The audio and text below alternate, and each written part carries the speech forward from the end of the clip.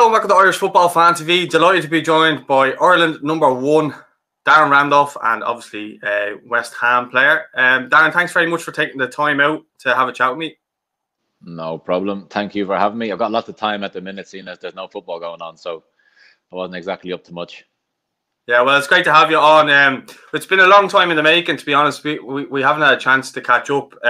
We did a video when you first started your academy, and there was an air ventilator that messed up the sound, so we didn't actually get to go into it too much. So what we're going to do is we're going to just talk about your career from the early days to now, and we'll start off. I suppose you started your career with Ardmore Rovers, am I right in saying that?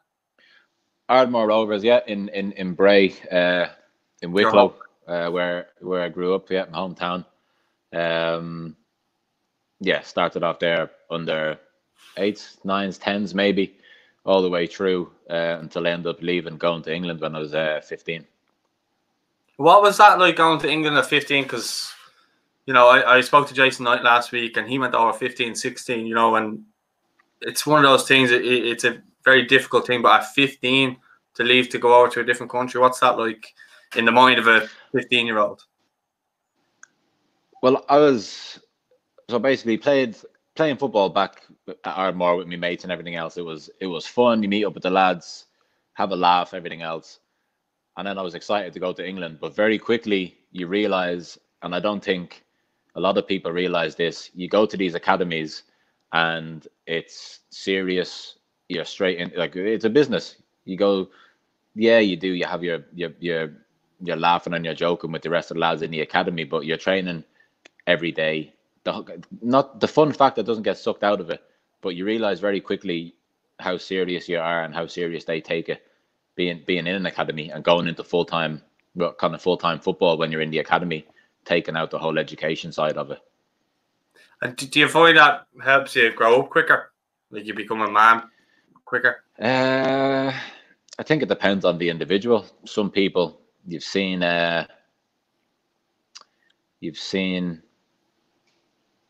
many of the best young talents at 15, 16 end up going home after a few years. You've seen lads that go over mid-20s that are fine.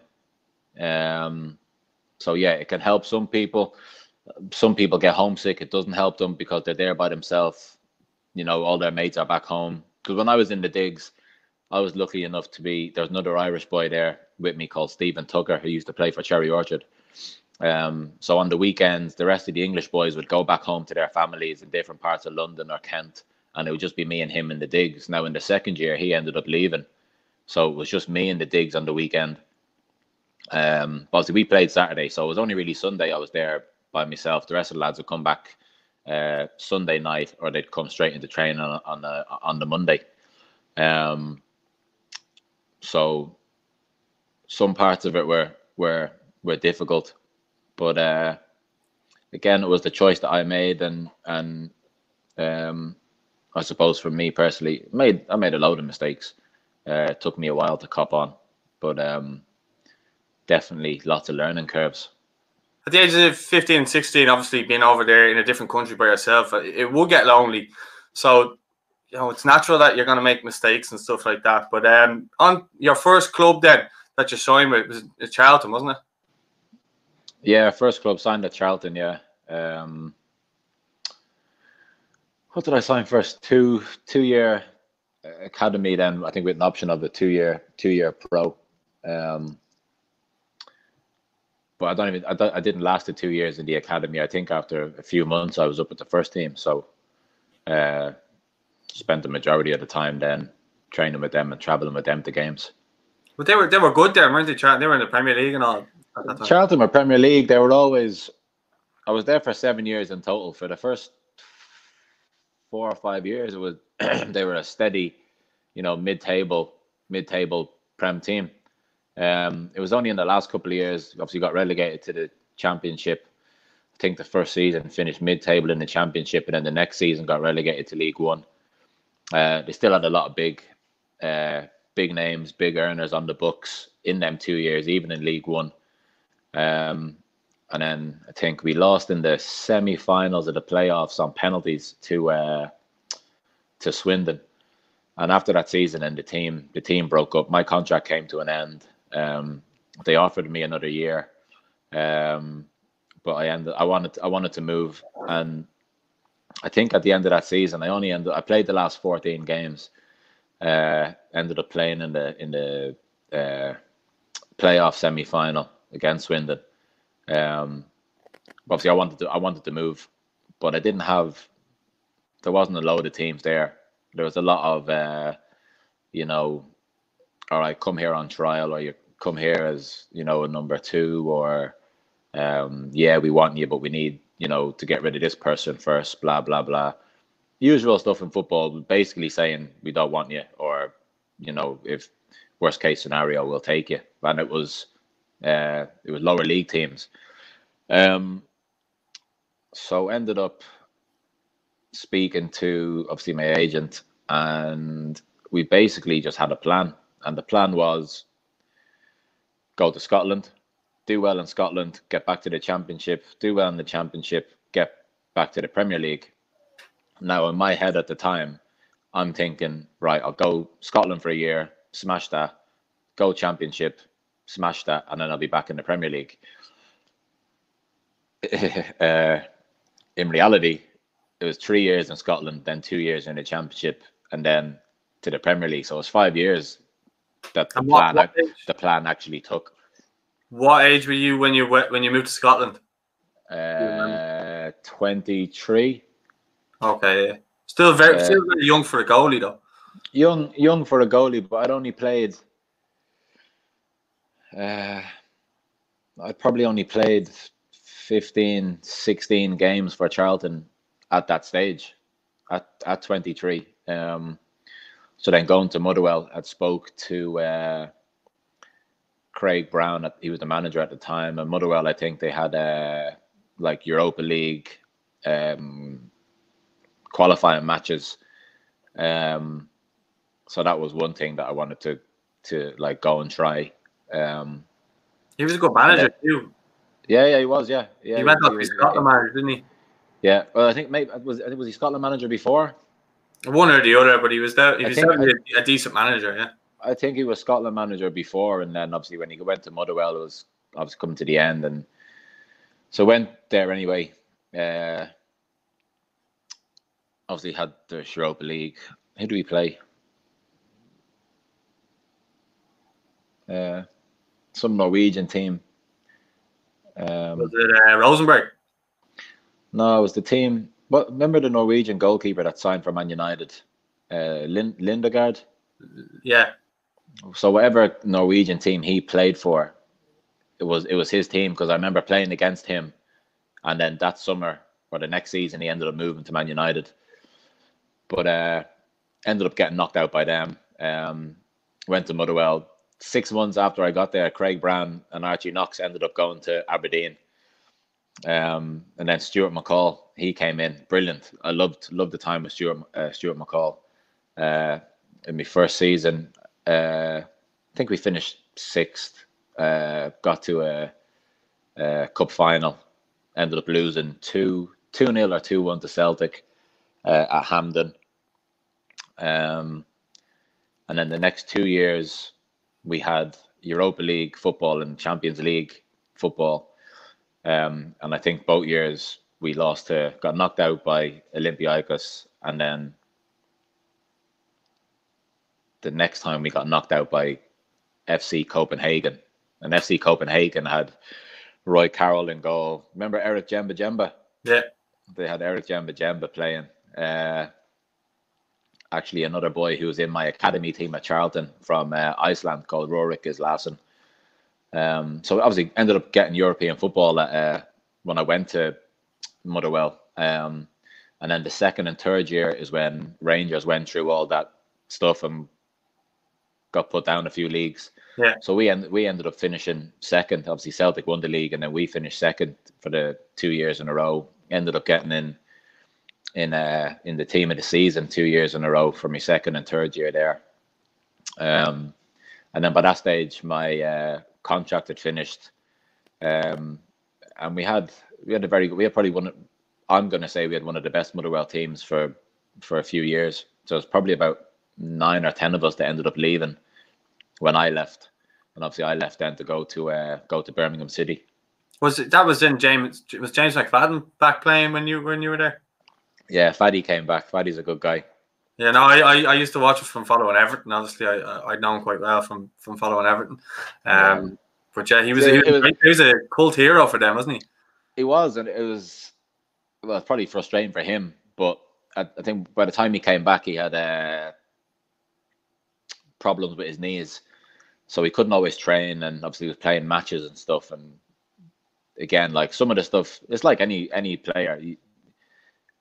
If they're struggling with injuries, whatever, so you always see that bit of class that they had. And I just wish like I would have played with him, or he would have been at Motherwell when he was fully fit with no knee injuries and probably a bit younger, because some of the games and some of the stuff he did, you'd be like, yeah, I see why like he's a top player and he'd been where he'd been. Yeah, and you look at, I remember when, Scotland were always in contention for anything like that. He was their main man. He was scoring goals against all the big teams. I remember him scoring some big goals because I would have, as I said, followed him closely, being an Everton fan. Yeah. So yeah, he was good, and he was, like you said, he was a cult hero. Yeah, he used to have all the mad haircuts, didn't he? Well, that was at his first. Yeah, when he was younger, he didn't have any mad haircuts. When he came to Motherwell, he was older then. Yeah, I think he was just about trying to hold on to his hair by the time he came to Motherwell, so he couldn't afford to be dyeing it anymore. Yeah, so he lost a few strands. Yeah, he. To be fair, I can't talk about losing strands of hair, but anyway. Yeah, he definitely didn't lose anyway. As you said, he actually came back to Everton as well. I had a second spell there, but anyway, enough about Everton. More about you, Birmingham City. How did that move come about? Again, coming to the end of Motherwell contract. I don't know. I guess they just came to watch. There wasn't Motherwell had offered me another contract, but again, as I said before, I had a plan in my head and a direction I wanted to go in. So by the time the Motherwell contract had finished, I was like, right, that's my time in Scotland done. Now to the Championship. And Birmingham City came up with Lee Clark as the manager. So yeah, they decided to go there, and the main thing was to play. At the time, I wasn't too bothered about the team. I just wanted to get into the Championship and start playing. Yeah, well, it's around that time. So you're talking 2013. It was around that time. It's just after Euro 2012. When did the Ireland interest come about? Like, I know you were involved, but when did you really start getting picked for squads? Was it around that time? I've been in and out of squads for probably 10 years. We'll go on to this later, but I probably started playing properly, obviously the Germany game, I think, and I was 28 then. But I've been going in and out of squads for 10 years before that, traveling everywhere, 4th, 5th choice. If somebody pulled out, go there, train, whatever else. Went to Birmingham, and yeah, I think whenever there was an injury, or I may have just been brought in just to train, and I obviously kept going along because I enjoyed it. Yeah, and obviously it's a chance to be with your fellow countrymen. So as you said, we'll come back to the Ireland stuff then. So just talk to me about your seasons at Birmingham and where that kind of led you to. The first season was a difficult one. We ended up staying up. We ended up avoiding relegation on the last day of the season, away to Bolton Wanderers. I think it ended up 2-2. We were 2-0 down. I'll give you the scenario. So it was between us and Doncaster. Paul Dickoff was the manager of Doncaster. Doncaster were playing Leicester, so he was going back to Leicester. There was a big party because Leicester had already been promoted. I think Doncaster needed a point. They ended up losing the game 1-0. I think David Nugent scored a penalty. We were 2-0 down at Bolton. And then we scored in the 88th, 89th minute and then fourth official put up 3 minutes of stoppage time. And we ended up scoring the equaliser in the 96th minute of stoppage time. The smallest player on the pitch, Paul Caddis, ended up popping up with a header, and ended up drawing the game 2-2. Ended up staying up on goal difference. Doncaster went down, and I can't remember who it was. There's somebody on telly, one of them pundits, saying, "Oh, you should never celebrate avoiding relegation." But like the emotions and the pressure and the feeling, the highs and the lows of the day and everything else, it was like we won a cup. Yeah, no, I'd say it was absolutely limbs. I'd say invasions and everything. You can't help it. All the passion, the frustration, the happiness, and its relief. It all just comes out, and it was like we'd won a cup or we'd got promoted. You know, it was a party afterwards, especially for a club like Birmingham that they were going through a tough time at the stage. Something to do with the chairman and the money being frozen and having no money and all that kind of stuff, as happens with a lot of clubs, or that has happened with a lot of clubs. It was in a bit of a transition as well, wasn't it? Because they had won the Carling Cup, gone to the Championship. Because Keith Fahey was playing with them, and I remember he left. I don't know if he was still there when you were there. I think he might have. Keith had left. I actually watched your interview with Keith the other day. It's a very good interview. But Keith, he had gone. Him and Jay O'Shea were there before me. They had left. By the time I arrived, Jack Butland had just left and Nathan Redmond had just left. So, and again, there was players there on big money that they were trying to get rid of, and players didn't want to leave because they're on good contracts. So they were contracted for however long, so they were going to stay there and see out their contract. You know, none of them said they were never going to play. The ones that were there, they played whenever they were picked. But it was a tough time for the club. I think you can kind of get. I don't know if you've watched the Sunderland documentary on Netflix, where you kind of get an idea or kind of how that kind of works with clubs, players on big wages and so on. It was really went into detail on that documentary. I think it gave people a different insight into what kind of goes on in that regard with clubs go down and money and stuff like that. It can be difficult for the clubs, you know. It's difficult for the clubs, and sometimes it can be difficult for fans to understand. Sometimes, obviously, there's different ways to go about it. But the way if I ever do speak about it to anybody, the way I try and put it across to people is, in whatever job you're in, you have a job, you sign a contract, your wages are your wages. If you're contracted to that specific job for however many years, something better comes along, or your job says we want to let you go, not many people are going to accept it and say, "Oh yeah, okay, I'll leave," and that's it. Or if a rival company were to come in and say to you, like, "Listen, come work for us. You know, the money's more." I'm sure a lot of people, and I'm talking outside of football, a lot of people would be tempted and would do the same thing. 100%. And I think the difference, what the frustration is with footballers, is because it's a hell of a lot more money than your average person. But at the end of the day, it's a job, it's a short career. So at the same time, I see why some people are, I don't want to say selfish, but you get what you can while you're in the game, because you retire mid-30s, there's still over half of your life to go. It's not like other jobs where you can work until you're 60, 65 and then retire. Yeah, and that's why obviously you see a lot of them go into coaching and so on to prolong, you know, getting money and so on into their later life. And again, people go into coaching because it's all you've known from 13, 14, 15.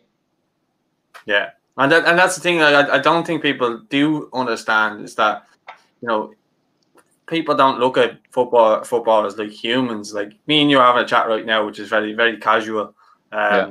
You know, people probably don't see that side of footballers because not that many of them are that open, I suppose, to doing something like this. Where I think that's maybe why people think like that, because there's a little bit of a distant thing between, you know, I suppose the newer footballers and. I think just because footballers are looked at as, I don't know, they're. Well, Wayne Rooney said they were guinea pigs last week. He said it. Well, they're guinea pigs to the clubs. Like, you're only useful to a club until someone better comes along or you stop performing, and then they'll go and get someone else. At the end of the day, football is a business. A team or a club will get rid of you just as quick as they sign you if you don't perform or if something better comes along. Yeah. And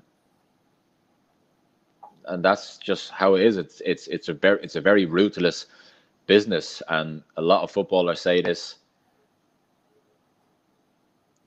People, if you're not involved in football, you're not in the changing rooms, you're not in the clubs, you don't know what goes on in the clubs, in the changing room, what's said, why people make the decisions that they do, and most of the time players won't come out and say it. So, you know, you do get backlash for I don't know, not playing the game or handing in a transfer request and everything else, but people don't know the ins and outs. You don't know what's going on, what's been said, what meetings have been had. So,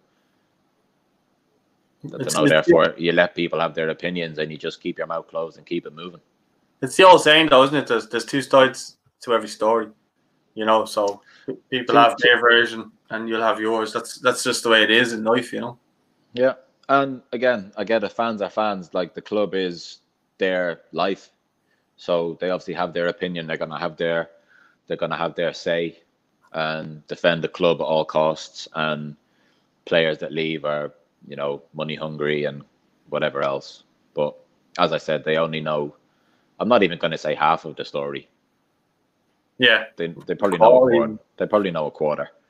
Yeah. And then the clubs are the ones that can put out a statement, or a manager can say what he wants in the press, knowing full well that the player won't come out and say anything, because if the player comes out and says something, then the player looks like the bad guy complaining or trying to plead his case.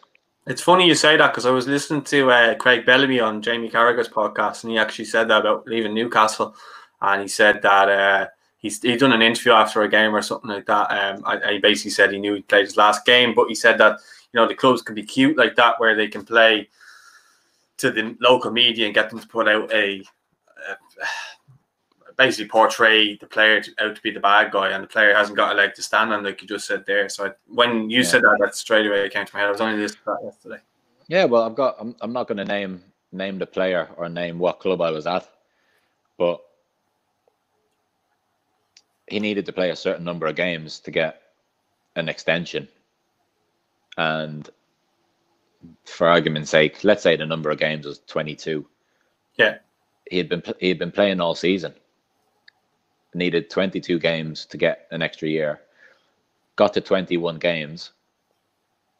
Never got on the pitch again. And then was made out to be, in the press, a bad egg in the changing room. And he'd done nothing wrong. And that's just what happens. That's, you know, that can happen in football. It happens all the time. Yeah, I think it's, again, they can put a spin on it. And Carragher and Bellamy both said it, and they were at, you know, Liverpool together.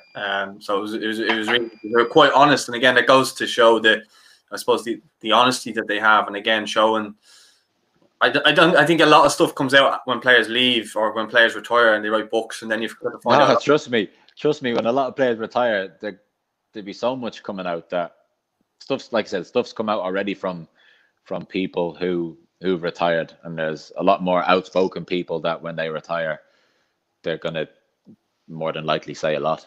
But yeah, without getting too deep into all of that, as I said, there's two sides to every story, and, you know, for the most part, the players keep their mouths closed and just get on with the job. Yeah. Well, we'll move a bit more on a more positive note. Yeah. West Ham, 2015, the move there. Is that when you started kind of getting looking? Because was 2015 was the Germany game, wasn't it? Yeah. So I was, but what was it? The second. Sorry if you hear that beep, and that's my washing machine. You heard my dog barking earlier, so we're grand. The second season is when obviously I started getting in the Irish team more regular, and I probably moved up a place or two. But then the second season at Birmingham, sorry. Second season at Birmingham. Ended up then moving to West Ham. Played the first few games of the season, I think, because Adrian got sent off. We had a good cup run, got to the quarterfinals of the cup. I think we got knocked out by Man United. I remember that cup run. And Adrian scored a penalty against Everton. That was the season before I got there. Sorry, so the season I arrived, I think I played the first.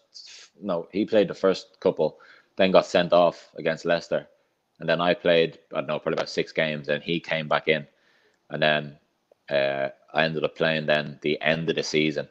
But from that move to West Ham and playing them games, the Germany game was obviously that season, and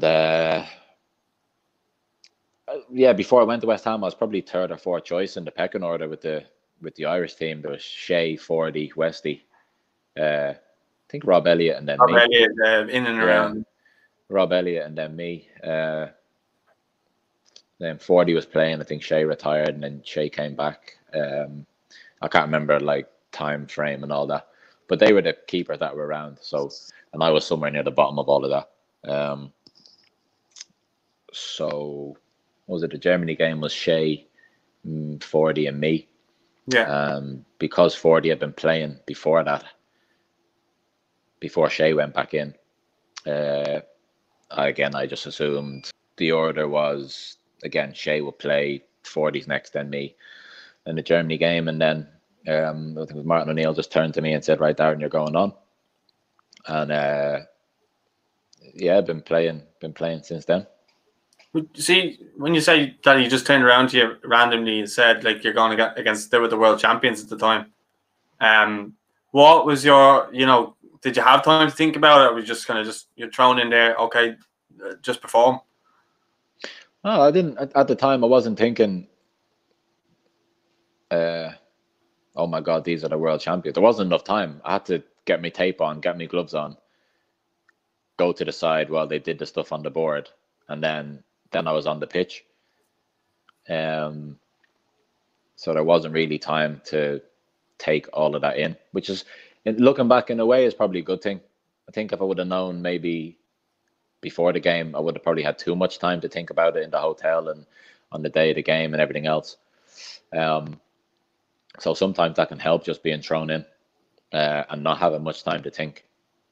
Yeah, because it's mad. Was that your first competitive game? First competitive game I played. My first I know game was friendlies, but like the first 2 were under Trapattoni. One was Oman at Craven Cottage, and then the other one was at Trapattoni again. We went to New York and we played Spain, and I played. Oh, I remember that. Yeah. I played. I don't know, the last half an hour or something of that game. So to come in for your first competitive game and beat Germany and get an assist for the goal, what were you thinking there? A lot of people actually. For the assist? Well, a bit of both, but a lot of people had asked when I put it out that we were going to be having a chat with you. What was the thought behind the ball to Shane Long? I got a pass back. I think it was from David Myler. So I can't remember. Someone was closing me down. So the only kind of space, obviously, because I'm predominantly right. Well, I am not predominantly. I am right-footed. I just stand on my left. I wanted to get it onto my right side. And on the right side, we had Shane Long and Jonathan Walters had been switching on that side. That's the side we had been kicking on. And I don't know, the ball came back, took a touch, and I literally just looked up and I seen Shane and Johnny kind of stood beside each other. So obviously trying to pick one of them out. And I think Johnny was running back from it offside, and I generally think it just caught the Germans off guard. think they were still trying to squeeze up. Longy's obviously read the flight of the ball. And it's just one of them. It's one of them kicks. It wasn't. Sometimes when you kick a ball and it just hits a sweet spot and it just flies. And it's just one of them. The moment that I kicked it and I left my foot, in my head I thought, that's gone miles. So then by the time I looked up, Shane was on his bike. He was off, and they weren't catching him. Yeah, because and when the goal went in, I'm sure the scenes were unbelievable. You turned around. Was it the kit man you turned around to?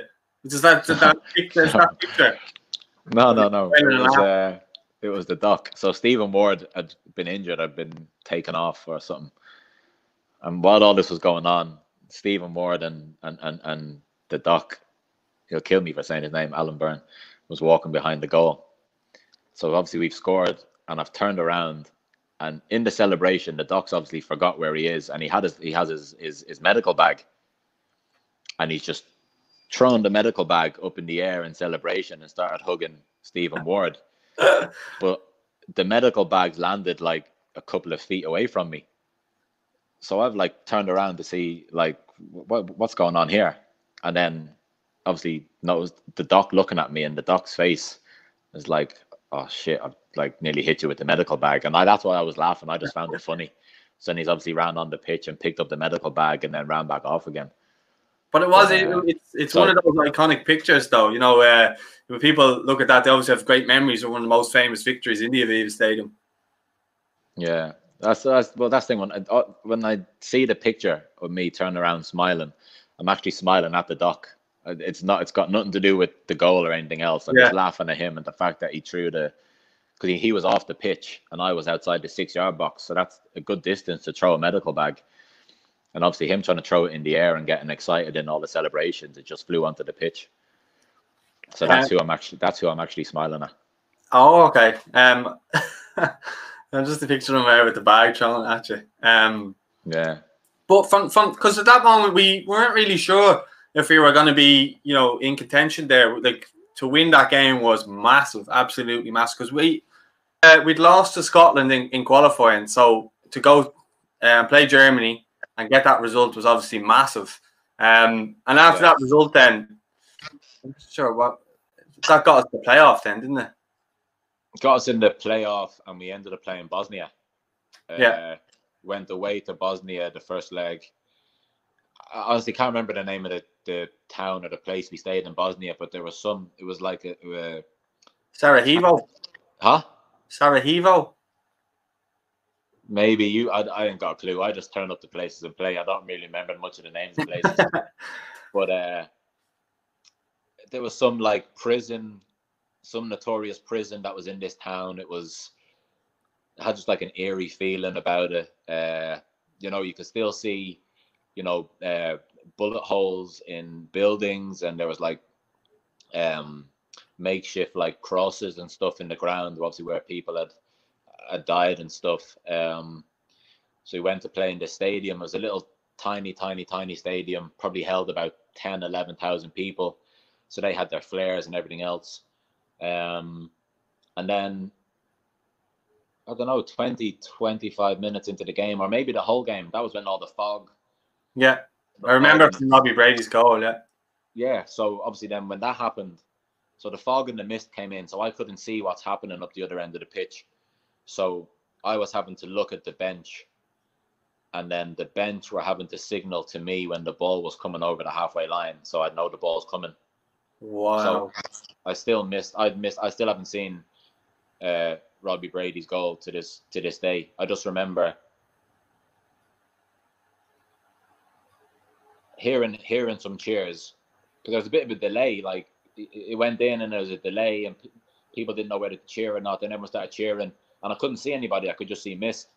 And then the next minute, I think Seamus Coleman was running back from the halfway line, and then Seamus ran to me, and then obviously he jumped on top of me. So I think it was only me and Seamus celebrating by ourselves, and everybody else was up the other end. But so anyway, they ended up getting an equaliser, finished 1-1, and then we went back to the Aviva, and obviously beat them there. I think Johnny scored 2. Yeah. Yeah. He was such a crucial player for us. He was. It was a massive part of the team. You know, absolute gentleman off the pitch. To play against, he could be a nightmare. He was clever, knew how to win free kicks. He was brave. He was strong. He's just one of them players you want on your team. Yeah, do you remember well, you obviously do remember because he played in it. When he I think it was like 3 Germans tried to get the ball up in the corner against Germany, and that was Shane Long goal game. Yeah. Well, again, and it's Johnny's in the gym all the time, so I'm not surprised he's able to hold off 3. He's able to hold off 3 players. He's very strong. He's a strong man. 3 big boys as well. Hey, 3 big boys as well. Yeah, but Johnny's not someone I'd want to mess with. There's not many people that I'd say that about, but he's one of them. Yeah, but as I said, I just remember because he was largely played kind of on the right, whereas I think he said himself his best position was a striker. It would have been nice maybe to see him down in the middle, but he was so effective on the right. Well, I think at that time you either had Robbie or you had Shane up the top, and then you had Johnny out on the right. And I think for us it worked well. So, for a lot of diags. Yeah, exactly. And although he would have preferred to play up top by himself, he was playing well. He was scoring. So kind of, it's one of them. If it's not broke, don't fix it. Yeah, exactly. How you doing washing your hands there? Good man. Bit of hand sanitizer. Show us how to do it there. You missed. I'm nearly halfway through now. Well, you have to count up to 20 seconds now. Hey? You have to count up to 20 seconds now. Is that what it is? Count to 20? Yeah. I must be on 15 seconds already. I'd say you're thereabouts now. Right, go on. You've done well to get a bottle of that anyway. Well, you know, I'll let you in a little secret. So before they closed all the gym and everything else, this little bottle was empty, and I went to the gym in the hotel, and they had hand sanitizer. So I seen it, and I ran back up to the apartment, and I took this empty bottle and ran back down to the gym and robbed it and filled it up in my little bottle. So I had some, and now the gym's closed. So if I run out of that, I'm screwed. Well, it was quick thinking all the same. Yeah. Right, so we've spoken about the playoffs. Let's talk about the Euros. Great time, great experience. Did you know going into that tournament that you were going to be the main keeper? I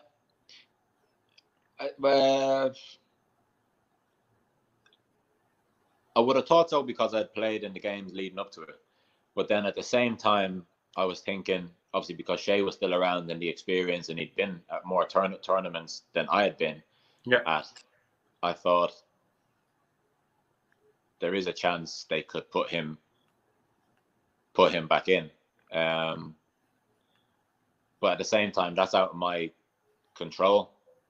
I don't think I put a foot wrong up to that stage, so I don't think there was a case for me not to play. The only thing I could think about would have been if somebody would have used the experience shout.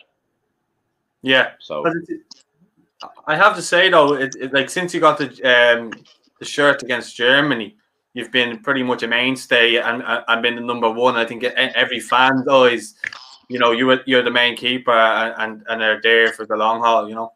I think that was the thinking at that point anyway. Yeah.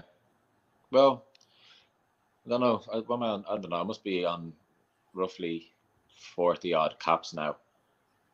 I think I need to check that. But as I said, I've managed to stay in the team and play since the Germany game, and I want to continue. Like, I'm desperate to get to another championship to get. Well, obviously, I was going to say to get to the one in the summer, but now that's moved. To next year. If it was to happen, and then you get to have 2 of the group games in Dublin. Yeah, and then I think it's Bilbao will be the third group game. Yeah, but to have 2 of them in Dublin be mental. Seeing the videos that were going around like Facebook and social media of all the Irish fans in France. Like, imagine that in Dublin. It'd be carnage. Yeah, it'd be unbelievable. Do you remember the flag? The flag of you. The Gandalf. Yeah, what was it? Thou shalt not pass. thou shalt not pass, or you shall not pass. Yeah, I remember that. Yeah. Yeah. I actually met the guys in who made the flag in after one of the games at the Aviva in the Players Lounge. Oh, okay, yeah. Did they get a picture So I with met them. Yeah, I think they brought the flag with them, and we got a picture with it. Yeah. Oh, okay, yeah. Well, that's pretty cool. That was nice. It was nice. Yeah, good times, good memories. Talk to me about the Euros. I don't want to go too much into it because I know you're on our program there and you're kind of setting a routine. So, just talk to me about the tournament, the highs and the lows of the tournament of the Euro 2016. Yeah, there's a lot of highs from the tournament. Obviously, the only low is getting knocked out. But again, the Sweden game, Wes's goal, Iconic. Yeah, exactly. Obviously the Belgium.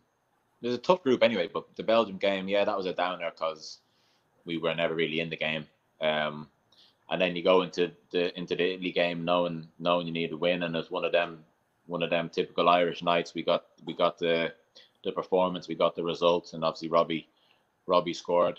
And then next you go on obviously to play France, who ended up going all the way to the final. Yeah,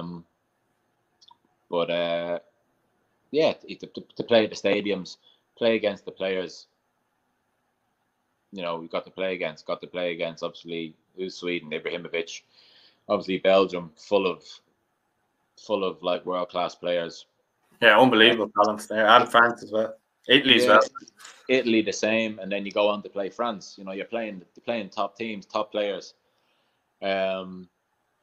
So, you know, to be on the same pitch as them and pit yourself against them, brilliant. Sorry, go on. So there wasn't that many negatives, you know. There's a lot of people that want to get to these tournaments but never get the chance, and obviously not only did I get there, I actually got to play through the whole thing.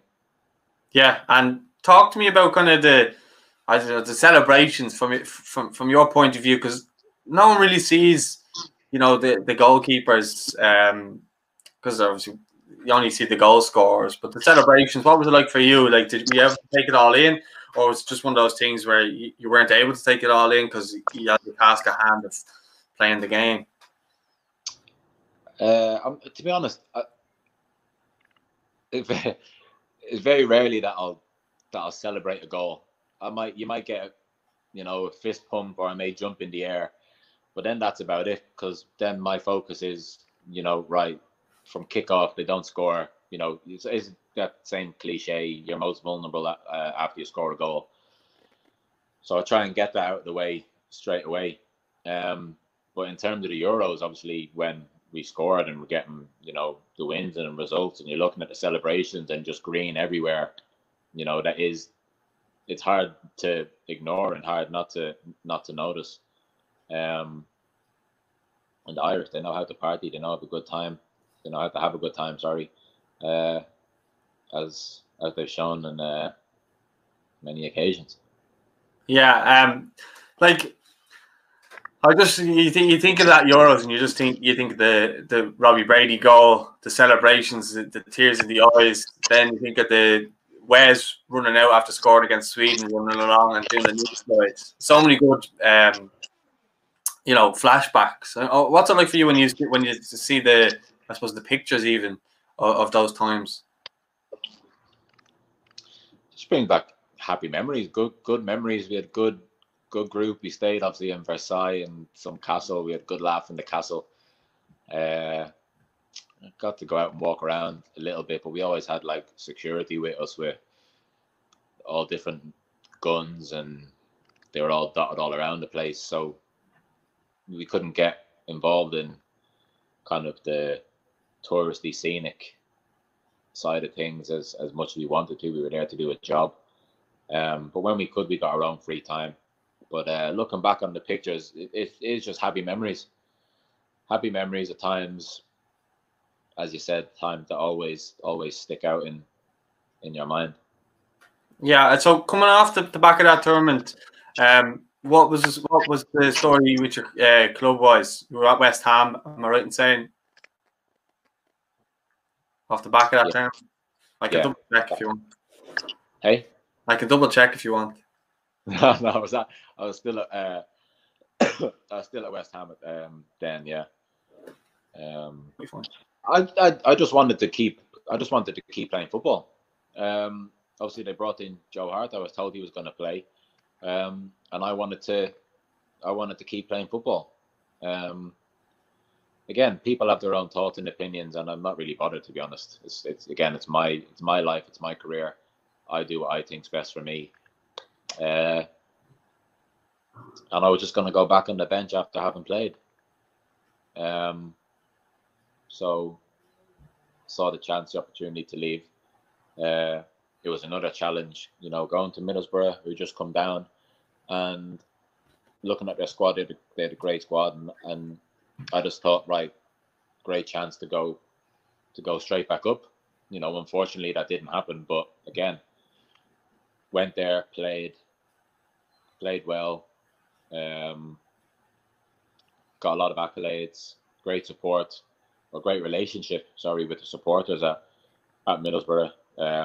Obviously playoff semi-final first year, I missed out by a point. I think the derby the second year, and then obviously left in January. Yeah, but talk to me, because you had good times at Middlesbrough. You were voted the fans player of the year there. The fans really seemed to take to you. Yeah, they did. We had a good, as I said, we had good relationship. Again, it helps because always helps if you're playing well. If you're playing well, then the fans are gonna like you.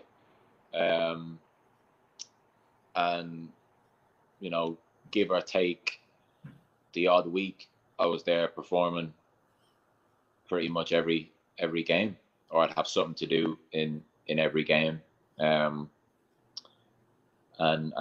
they appreciated that, and I appreciated them. I still do appreciate them. Yeah, but even when when you were playing with them, you had a serious amount of clean sheets. How many clean sheets did you get last year when you were voted the player of the year? Was it 21? I think it was 20 I had. 20. So 20 clean sheets, and you played, I'm right in saying you had a record number of appearances as well for them? Or was it just a lot of games and you didn't miss any games? No, it was the league games. I played every single league game when I was there. I didn't miss one. I obviously didn't play some. I didn't play some cup games. Oh yeah, that reminds me, because I remember saying to you at the training ground, "Let's just don't get injured." And you said, "I jinxed you because you end up getting injured." Then not long after that, I felt like shit. Yeah, exactly. So it's your fault. Your fault. Sorry. Made me miss. But no, yeah, it was like, I don't know, 100 and something consecutive league appearances. But yeah, no, good times. And like I said, because you ended up getting injured. And yeah, but see, off the back of that, you spoke about obviously wanting to play or whatever, and I think because you were playing so well with Middlesbrough, that obviously kept your place as Ireland number one. We're going back a year. I think it's either yesterday or today that we played Gibraltar. The campaign, we would have been flying out to Slovakia today. Well, I know my flight would have been this evening. That's all been pushed back now. But talk to me a bit about the campaign to get as far as the playoffs so far. I mean, you made some unbelievable saves. That Gibraltar game, one of the saves there, that ultimately won us the game, because for me that looked like it was going in. It was a great save. And there's other saves that stand out. There was one against Switzerland. I think it was Polson. Off the top of my head there, I'm thinking you made some really good saves that kept us in contention. Yeah. Gibraltar one was, I don't know. I've been the same in club football as well. I've always been more nervous playing the so-called smaller teams than the big teams, club and country. And Gibraltar being the first game of the group, having to go over there on the Astro, all that stuff. We landed, it was blowing a gale, got planes flying everywhere, and you just knew it was going to be a tough game. And it's all well and good saying just get an early goal and it'll open up and it'll be easy and blah blah blah, and you win the game 5 or 6-0, people say, oh yeah, well, you should have. You win 1-0, oh, it's not good enough, we only beat them 1-0, blah blah blah. You draw or lose, it's the end of the world. We're the worst team ever. And I even think I remember probably Mick was saying it on the called him Mick, the manager, was saying on the side, even he was nervous because he didn't want that to be his first game, and then that just would have been a horrible start to the group. So he just said, we all said during the week, forget about the performance, it's the result we need. Yeah, fly out here. Fly out here, get 3 points, get back on the plane and get home. And we did. We managed to get the 2 results. I think it was Georgia that week as well. And Georgia as well. Now Georgia are different. Georgia technically were a lot better, and they actually came out to play. It's hard to play. You play Gibraltar. They were cheering like they'd won the game, just losing 1-0. The same in Dublin, and it's harder when they sit behind the ball, and all that kind of stuff. Again, that's what we've done to teams in the past, so we can't complain. You do that with your playing teams that are better than you. You're not always gonna go gun ho and let the better teams pick you off and whatever else. You want to keep it as tight as possible.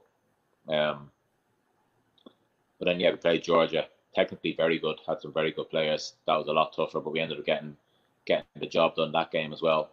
Got off to a good start. It was a great campaign. At the start of it, everybody would have said, nah, no chance. We won't be anywhere near it come the end. But by the end of it, to be in the position where you need a win against Switzerland or Denmark, and then also to have the playoffs, anybody would have taken that before the group.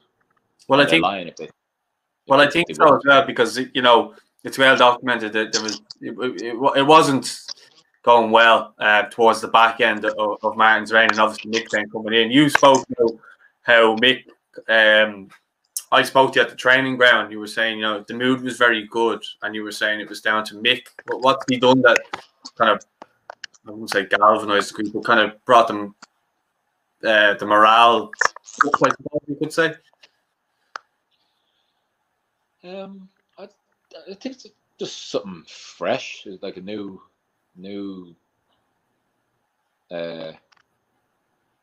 I get what you mean, because it's like it was a bit toxic with the WhatsApp stuff getting out and all that type of stuff. So it was never really going to end well after that, wasn't it? So having Nick coming in, it's something fresh, as you said. Yeah. Oh, again, all that stuff. Unfortunately, it happened, and there's never a good time for it to happen, but it didn't happen at the best of times, and it happens in football, but it happened to get out and whatever else. It kind of soured the end of it. But then with Mick, then it was just fresh, and everybody having to, I suppose, prove himself again or whatever else. And just the way he's very enthusiastic, and just he wants people to have a laugh and have fun, but also work hard and do what he tells you to do. And again, I said this through the campaign, it also helps when you're winning games. Winning games makes everything else seem so much better. So when we're sat top of the group, joined top of the group, and under new staff, it looks a lot better. Yeah, I think that's something as well. People will go into they'll go into it a bit and be like, oh well, we only got the results against the smaller teams and so on. But we did give Denmark a game, Switzerland a game as well, especially at home. But Denmark away, I would say we gave them a game. We gave Switzerland a game at home. We gave Denmark a game away, which we could have actually won because we had 3 or 4 probably counter-attack breakaways in Denmark. Now, people, I'm sick of hearing about Denmark, but people go on about Denmark, blah, blah, blah. Every time we've played them, there's only the one game, the playoff game, where, yeah, all right, they give us a hiding. But that's because we're chasing the game. It's a playoff game that we needed to win. So again, this is what I said before about going gun-ho and leaving yourself open. You do that against good teams, you get punished. And that's what we did that night. We got punished, fair enough. But the other, 4 or 5 times we played them, it's been close.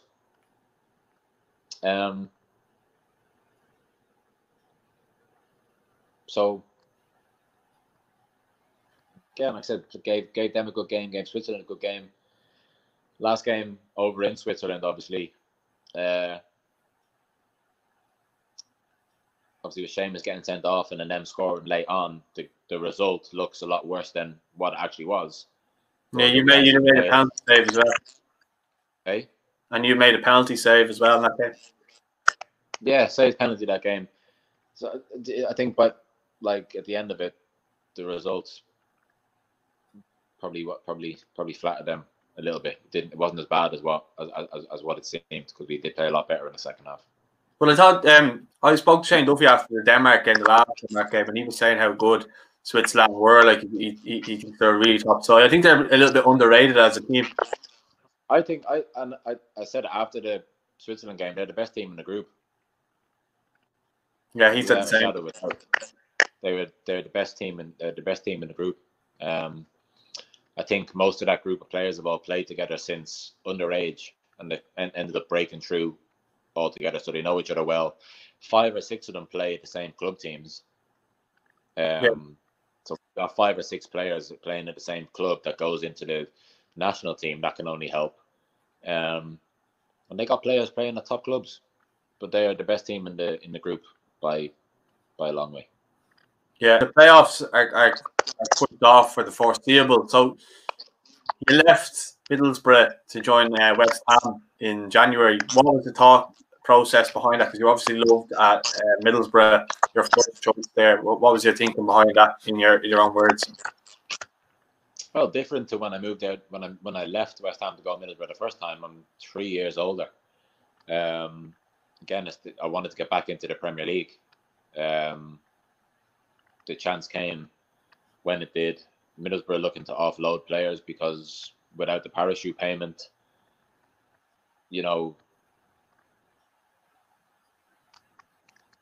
eventually clubs are going to have to lower the wage bill. And again, it was a chance for me to go back to the Premier League, a club that I've been at before. I felt like I had unfinished business. And again, when I actually arrived at the club, I ended up playing the first 4 or 5 games when I arrived anyway. So yeah, that's that. Now, a lot of people, this isn't my words, but a lot of people are asking, why did you go there when they felt like you were going to be second choice to Fabianski? Do you have anything to say to that? Oh, people can say that all they want. They can ask that question. They've got free speech. It's their opinion. But as I just said, it's a chance. I'm 32. I'll be turning 33 at the end of the season. It's a 3.5-year contract that takes me to 36 at a Premier League team. And again, I'm very much of the mind frame. You never know what can happen. As I said, I signed, I arrived, and I was playing. Yeah. First game against Everton, wasn't it? First game was Everton. We ended up drawing the game 1 each, which we should have won. Ended up playing then. So. Oh yeah, forgot you're an Everton fan. But yeah, I ended up playing then until Fabianski's was back from injury. But again, it's another challenge, and who knows what can happen. Yeah, well, I suppose it's good, healthy competition as well for yourselves. I mean, you want to be playing to your best ability, to remain obviously as Ireland number 1 as well, or 23. Yeah. You were 23, don't you? Yeah, 23. Any particular reason behind that, actually? Well, we're on that subject. Michael Jordan. Michael Jordan. I've got 23 tattooed on my arm. It's the number I had from when I played against Germany, and I've just kept it. Tried to keep it ever since. Different clubs. Sometimes when I arrive, players already have the number. Like when I arrived at West Ham, one of the boys already had it, so I can't take it. But whenever I can, I'll wear the number 23. Yeah, it's your go-to. Mm. Right. Well, just ask you just two quick things. Your academy is obviously running. It's all over the place now. It's really expanding. So you started that up. It was about a year and a half ago, maybe less. Yeah. No, probably about a year ago. Yeah. So yeah, that's a year and a half. Maybe just over a year ago. So talk to me about that, because it's been really successful, hasn't it? So far, so good. Been it's done very well, better than probably all of us involved thought it would be. I think we've got 5 venues now, or four or 5 venues now. Looking to open up a few more. So yeah, it's going very well, a lot better than I expected.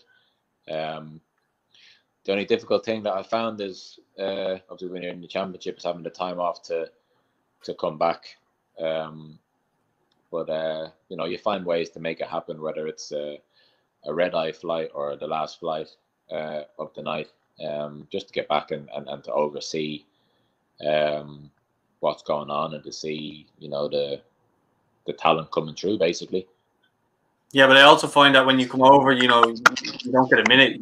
You're there signing everything for everybody, which is a really nice touch. Yeah, it's always busy when I do come over. Obviously, I want to go over there and see what's going on, but at the same time, then the kids want to kick a ball around. They always want to take penalties. They always want to take shots.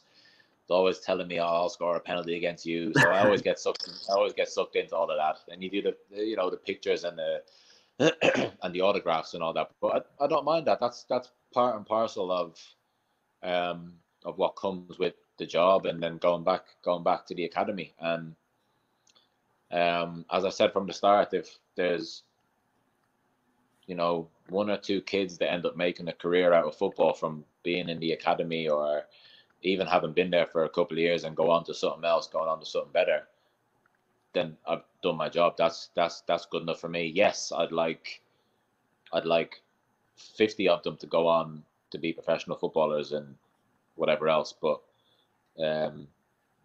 statistically may not happen. But if it keeps people busy, keeps people interested, and like I said, if there's a small few that go on to bigger and better things, then happy days. I'll get more enjoyment out of that than anything else. And just in regards to the actual academy itself, if someone who's listens to this and wasn't aware of it, how can they join? Where can they sign up, and where are the venues? Venues are Abbottstown, Arklow, Tullamore. Got one in St. Eata's, Carlow, Kilkenny. So you go on randsacademy.com and you'll be able to go there, or go on the Instagram page, Darren Randolph Academy, or Rands Academy, sorry. I think it's called Darren Randolph Academy now. Darren Randolph Academy, and just send a message on there and leave details, and we'll get in touch. Yeah.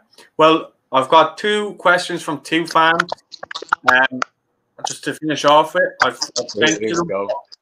Are they nice questions? Hello, Darren. My name is Patrick McKernan. My name is Kaka. If you were to pick 2 footballers to self-isolate during the coronavirus, who would you pick? Hey, Padraig and Cara, thanks for the question. The 2 players I'd probably self-isolate myself with would be... I'm gonna say probably Robbie Brady and Jeff Hendrick, just because the two of them together are just jokers. Yeah, I would just sit there and just watch them two argue and make jokes and laugh. I think that's it. So they're best mates, aren't they? The whole way up. Yeah, they're best mates. They room together, so they're next door. Their room is right beside mine, so I can always hear them laughing and joking and blaring the music. I blare my music, but then they blare their music. So we'll go in there. But they seem like a bit of crack. Go on. They seem like a bit of crack, all right. No, they are. Jeff and Robbie are funny. But then again, Shane Duffy's another one. Like Shane Duffy is just entertainment as well. But he's only entertainment for as big as he is. He gets scared very easy. So like me and Seamus Coleman have a thing of always jumping out and frightening him, or like just like creeping up behind him and shouting like something in his ear, and he'll jump and throw his phone, and that just brings me entertainment. So he could be another close candidate. I actually seen that there was a teammates video on FAI TV of McLean and Shane Duffy, and McLean actually said that about Shane. He goes, "How would you scare you? Just jump out and frighten you." Yeah. It was only up there the other day. Wait, well, I have another question here. Hi Darren, John from Cork here. My question is, what was your best moment as a goalkeeper for Ireland so far in your career? Keep up the good work. Come on, you boys in green. This is just a response to John Manning's question about what is my best moment for Ireland so far. I couldn't just probably pick out one. The obvious one would be the Germany game or getting to the Euros. And then also probably the game against Bosnia in the playoff to actually get to the Euros. That atmosphere that night was something spectacular. So I can't pick out one moment. Wales away when James McLean scored. That's another one that's up there. So yeah, there's just a few of my favorite moments so far. Hopefully, many more to come. Please God. Well, just lastly, Darren, before we finish, have you a message to anyone regarding the coronavirus? You know, I think James Coleman and a couple of other players leaving some messages just to stay at home and stuff like that. So if you'd like to say something to anyone, feel free. Yeah, just to reiterate what the other lads have said, Seamus, and what's being said on the news and what everyone's reading online, and it is really just to stay safe, stay indoors. You know, basic personal hygiene. You know, the social distancing. It is very serious and can be very serious. You know, you may not be sick yourself, but you may, you know, unknowingly pass it on to somebody else. So I think for now, kind of do as you're told, as boring as it is, probably to sit indoors all day. You know, there's a lot of other things you could be doing when you're indoors, and obviously all the different challenges and whatever you want to do. Read books. I don't know. You know, use your imagination, but definitely listen to the advice that's given, and stay safe and keep you and your family and your loved ones safe as well. Yeah. Speaking of things to do, anyone watching and hasn't followed the Road to Glory, and Darren's kept me in it so far with the Irish team. We're playing Euro 2020 at the moment, and yeah, without giving too much away, you've kept me in the group. I've kept you in the group. Yeah. Well, we got out of it, but I'm not going to give it too much away. Yeah, don't give too much away, but I'll be looking forward to seeing how it all ends up. Yeah. Well, I'm just gonna end it as if I'm ending it on the thing, and I'm just gonna press end broadcast. So I'm not actually letting you go for 2 seconds. So. Yeah. Right, Darren, I just want to say a huge thanks for coming on. It's been a great chat. This has probably been one of the best chats I've had with any of the players I've ever had on. So thanks very much for giving up your time. I know you're still busy, even though you're in isolation. So thank you very much for that. No, not a problem. Like I said, I had a free free bit of time in between workouts now, so I'm off to do another one. But it's no problem anytime, and thanks for having me. I've really enjoyed it. Also, thanks for the questions from the fans as well. I'm sure they'd be very delighted now to see your response to their questions. But if anyone else would like to see us get some more players on, let us know in the comments. Don't forget to like and don't forget to subscribe to Irish Football Fan TV. Thank you. Take care. All the best.